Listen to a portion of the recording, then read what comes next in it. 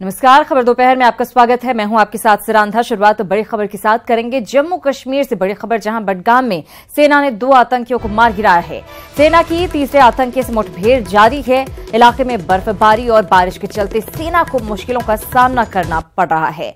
सुबह बडगाम जिले के नपतनार इलाके में आतंकियों के होने की खबर सेना को मिली थी। इसके बाद सर्च ऑपरेशन चलाया गया, जहां आतंकियों ने गोली चलाई, जिसके बाद जवाबी कार्रवाई में 2 आतंकियों को मार गिराया गया। वहीं तीसरे के साथ मुठभेड़ जारी है और इन सब के बीच लगातार बारिश और बर्फबारी के बीच सेना को खासी मुश्किलों का सामना करना पड़ रहा है।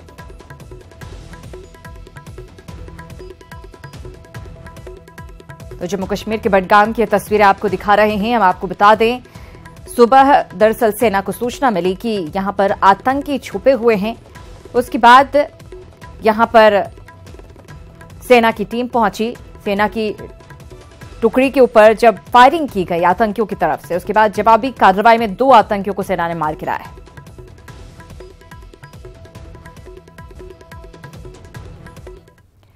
और बात सवर्ण आरक्षण की। सवर्ण आरक्षण पर सीएम नीतीश कुमार ने बड़ा बयान दिया है। लोक संवाद के बाद प्रेस कॉन्फ्रेंस में सीएम नीतीश कुमार ने कहा है कि बिहार में भी जल्द ही सवर्ण आरक्षण लागू किया जाएगा। उन्होंने कहा कि बिहार सरकार इस मुद्दे पर विचार कर रही है और सभी पहलुओं को ध्यान में रखते हुए लीगल ओपिनियन भी लिया जा रहा है। उन्होंने कहा कि कानूनी राय के बाद बिहार में भी सवर्ण आरक्षण को लागू किया जाएगा।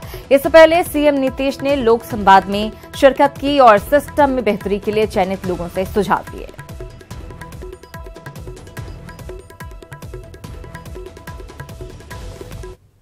तो अनारक्षित तबके के लोग जो गरीब हैं उनको आरक्षण मिलना चाहिए जब ये संवैधानिक प्रावधान हो गया। और पूर्व से जो अनुसूचित जाति, अनुसूचित जनजाति और अन्य पिछड़े वर्गों के लिए जो आरक्षण का प्रावधान है वह तो लागू है, और उसके अतिरिक्त यह प्रावधान हुआ। कोई उनके लिए जो प्रावधान है उसमें किसी तरह का हस्तक्षेप नहीं है।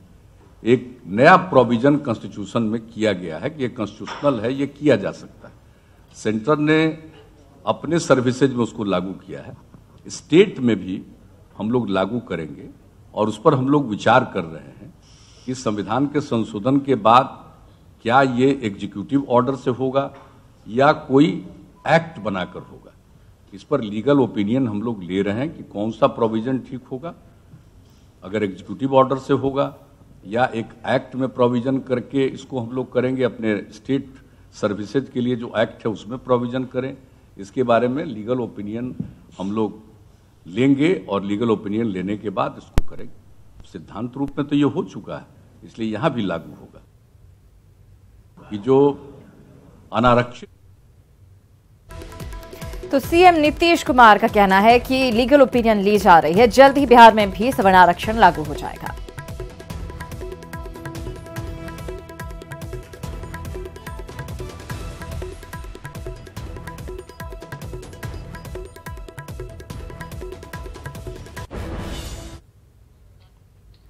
खबरों में आगे बढ़ेंगे। झारखंड विधानसभा के बजट सत्र के दौरान सदन में मंत्री नीलकंठ सिंह मुंडा ने प्रदेश का आर्थिक सर्वेक्षण पेश किया, जिसमें प्रदेश की आर्थिक सेहत की झलक दिखी। इसके अलावा वाद विवाद के बाद तृतीय अनुपूरक बजट पारित होगा। साथ ही सदन में जनहित से जुड़े कई मुद्दों पर गर्मागर्म बहस भी हुई। सदन में जेपीएससी का मुद्दा भी उठा। इससे पहले विपक्ष की ओर से पेश किए गए कार्य स्थगन प्रस्ताव को स्पीकर ने अमान्य करार दिया।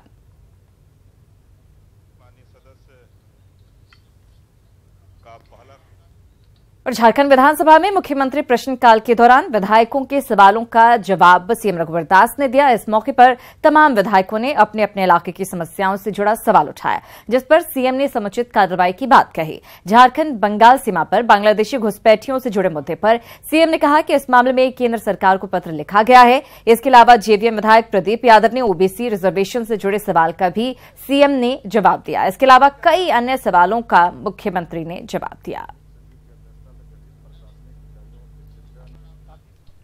और झारखंड विधानसभा में विपक्ष की ओर से जेपीएससी का मुद्दा भी उठाया गया। कांग्रेस विधायक सुखदेव भगत ने कहा कि अब तक जेपीएससी की ओर से जितनी भी परीक्षाएं कराई गई सब में घोटाले की बात उठी। कई जांच एजेंसियों ने जांच भी की जिसमें गड़बड़ी पकड़ी गई। उन्होंने आने वाले समय में जेपीएससी द्वारा होने वाली परीक्षा रद्द कर बाउरी कमेटी की अनुशंसा लागू करने की मांग की।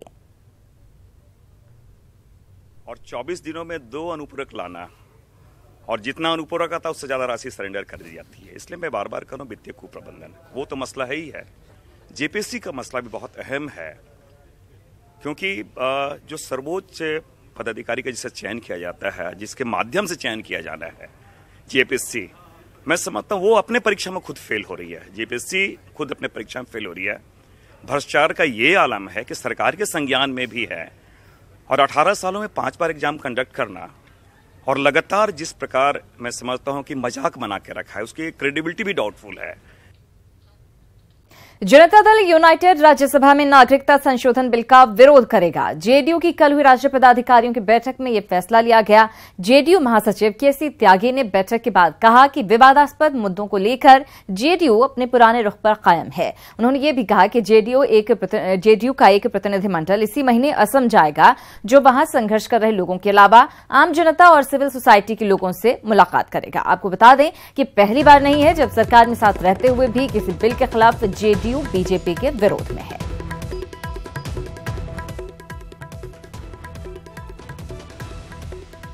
वहीं आरजेडी ने सिविल सिटीजनशिप के मुद्दे पर जेडीयू के विरोध को नाटक करार दिया है। आरजेडी उपाध्यक्ष शिवानंद तिवारी का कहना है कि सत्ता के लिए जेडीयू बीजेपी से हाथ भी मिलाता है और सेक्युलरिज्म का चोला भी ओढ़ता है।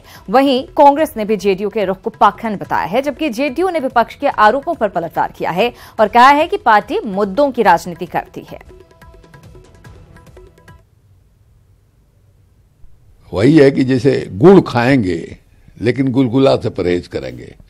हम नरेंद्र मोदी जी के और भाजपा के गोद में बैठेंगे लेकिन समय समय पर कभी कभी उनको चींटी काट देंगे ये दिखाने के लिए कि देखिए हम बेमन से बैठे हुए हैं, मन से नहीं बैठे हुए हैं। यही है, वो कुछ भी कर सकते हैं सत्ता के लिए, कुछ भी कर सकते हैं।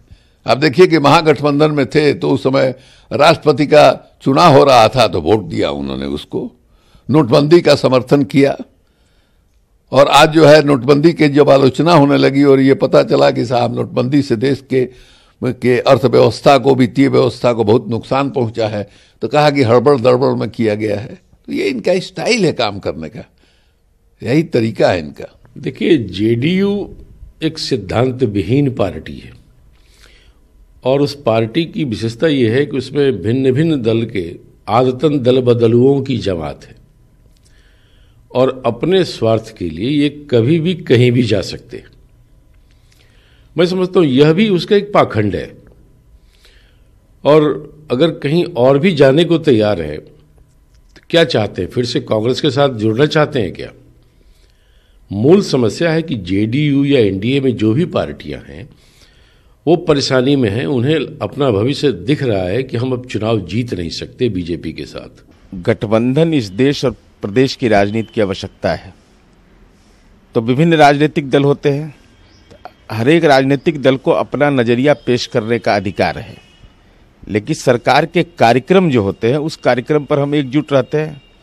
तो हमारी पार्टी जनता दल यू के राष्ट्रीय पदाधिकारियों की बैठक के बाद जो प्रधान महासचिव ने मंतव्य दिया है उसमें साफ तौर पर है कि नागरिकता संशोधन विधेयक में असम और नॉर्थ ईस्ट का जो भाषाई और सांस्कृतिक पहचान है वह कहीं कहीं विलुप्त होगा। तो पार्टी अपना स्टैंड रख रही है और एजीपी के कार्यक्रम में पार्टी के 30 सदस्यीय दल के लोग जाएंगे और विभिन्न संगठनों से मिलेंगे इस सवाल पर और राज्यसभा में भी हमने अपनी पार्टी का स्टैंड क्लियर किया है। इसमें कोई विरोधाभास की स्थिति नहीं है।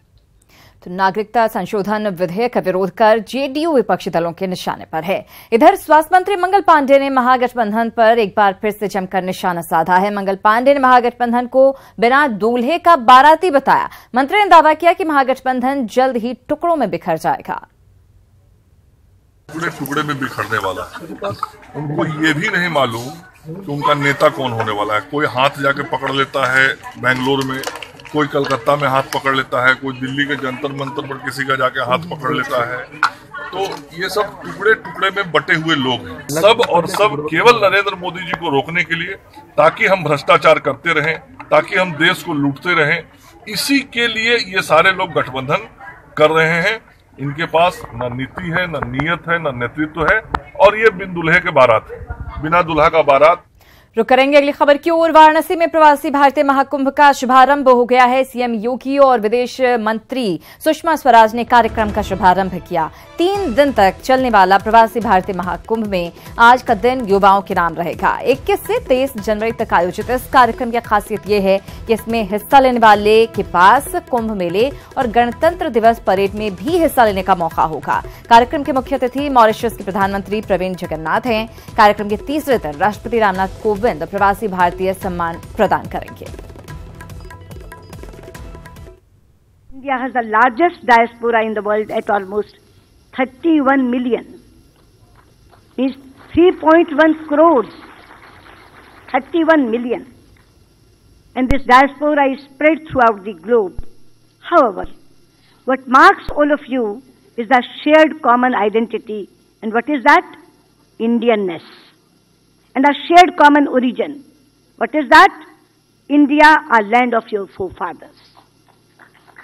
Here it is to celebrate these shared bonds that we have all gathered here. My young friends, the story of your forefathers' journey to distant shores is a tale brimming with courage, enterprise and character. और अब बात हलवा ceremony की। इस साल 1 फरवरी को पेश होने वाले बजट दस्तावेजों का प्रकाशन आज से शुरू हो गया है। इसके बारे में सूचना देने से पहले हर साल की तरह वित्त मंत्रालय में हलवा वितरण समारोह का आयोजन किया गया। इस मौके पर वित्त राज्य मंत्री शिव प्रताप शुक्ल, वित्त सचिव सुभाष गर्ग और सड़क परिवहन और राजमार्ग राज्य मंत्री पी राधाकृष्णन मौजूद रहे। हलवा वितरण समारोह के बाद करीब 100 कर्मियों का बजट पेश होने तक नॉर्थ ब्लॉक से निकलना बंद हो जाएगा।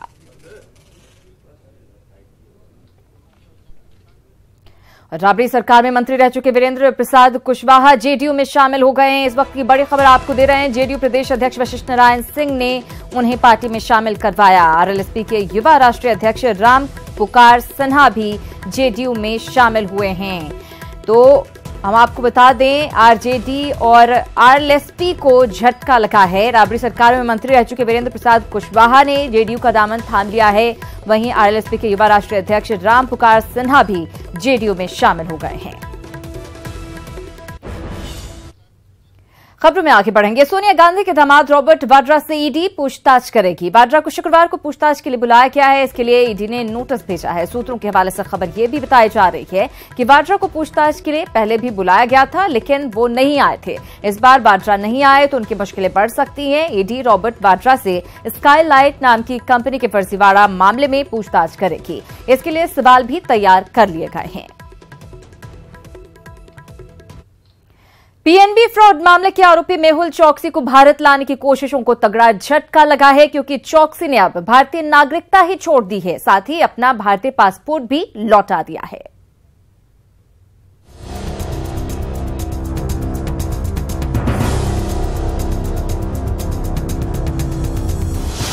पीएनबी फ्रॉड केस में सरकार को बड़ा झटका। मेहुल चौकसी ने छोड़ दी भारत की नागरिकता। एंटीगुआ में जमा कराया अपना भारतीय पासपोर्ट। पहले ही बन चुका है मेहुल एंटीगुआ का नागरिक। मंगलवार को एंटीगुआ में होनी है केस की सुनवाई।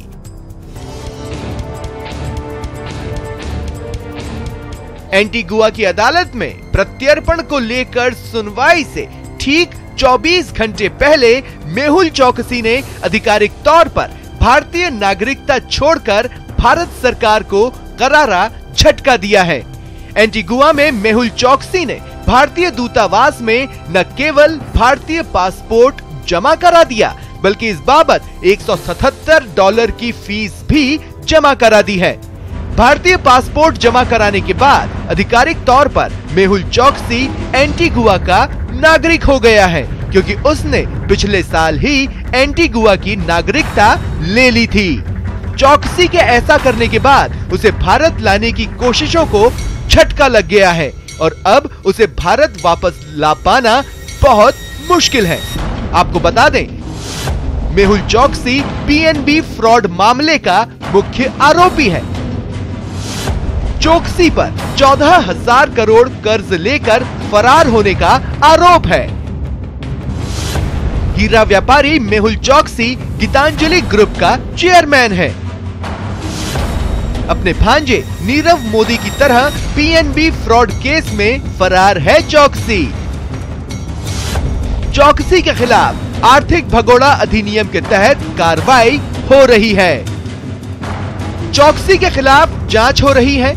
ईडी ने अब तक उसकी 4,500 करोड़ की संपत्ति जब्त भी कर ली है, लेकिन पहले उसके फरार होने और अब भारत की नागरिकता छोड़ने पर सियासी बवाल मच गया है। कि हमारी गवर्नमेंट ने इकोनॉमिक ऑफेंडर्स बिल ये पास कर दिया है। जितने भी हमारे इकोनॉमिक ऑफेंडर्स हैं उनको किसी न किसी तरीके से, ठीक है, समय लग सकता है क्योंकि बहुत सारे लीगल प्रोसेस भी होते हैं जिस प्रोसेस से गुजरना पड़ता है, लेकिन वो निश्चित रूप से वो भारत आएंगे, कोई बचेगा नहीं। सियासी बवाल अपनी जगह है, लेकिन इस वक्त सबके मन में बस यही सवाल उठ रहा है कि क्या मेहुल चौकसी के भारत लाने की अब कोई गुंजाइश नहीं रही। इसका जवाब पुख्ता तौर पर नहीं तो नहीं है, क्योंकि उसकी वापसी का रास्ता अब बहुत मुश्किल जरूर हो गया है, क्योंकि अब भारत सरकार को ये साबित करना होगा कि उसने एंटीगुआ में रहते पीएनबी में फ्रॉड किया है। Bureau report, news 18 network. Osama bin Laden के मारे जाने के बावजूद आतंकी संगठन अल-कायदा का वजूद कायम है। कैसे, देखिए इस रिपोर्ट में।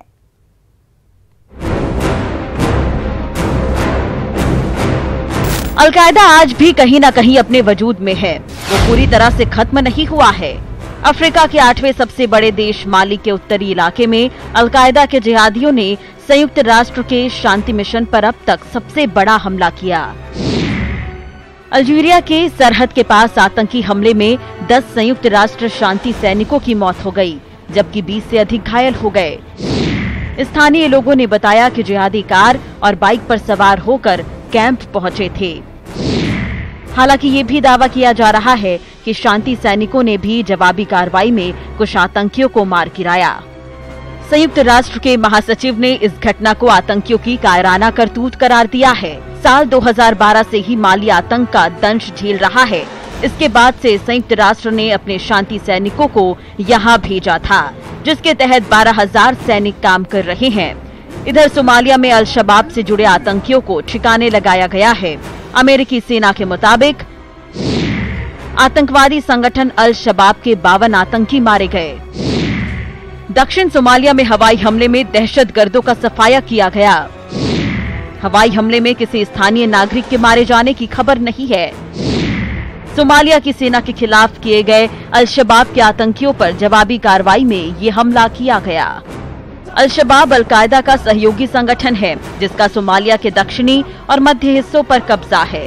अमेरिका अफ्रीका कमांड यानी कि एफ्रिकॉम इसके खिलाफ लड़ाई लड़ रहा है।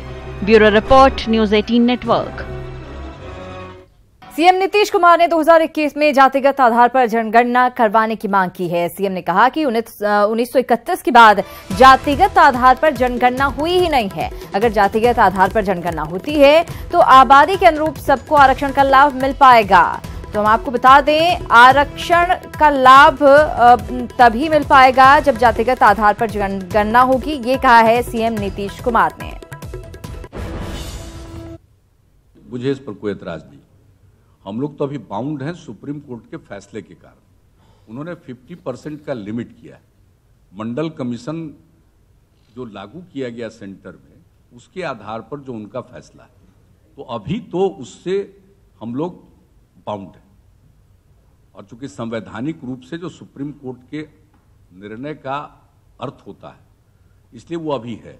लेकिन अगर ऐसी व्यवस्था हो जाए तो इससे अच्छी कोई बात नहीं होगी। आबादी के अनुरूप सबको आरक्षण मिल जाए। और मेरी तो राय है कि जो 2021 का जो जनगणना है, इसमें बिल्कुल कास्ट बेस्ड 1931 के बाद नहीं हुआ। ये हम लोगों का बहुत डिमांड हुआ, तो उन लोगों ने एक कास्ट और सर्वे की बात जो की। और इसी के साथ इस बुलेटिन में इतना ही। दीजिए इजाजत, नमस्कार।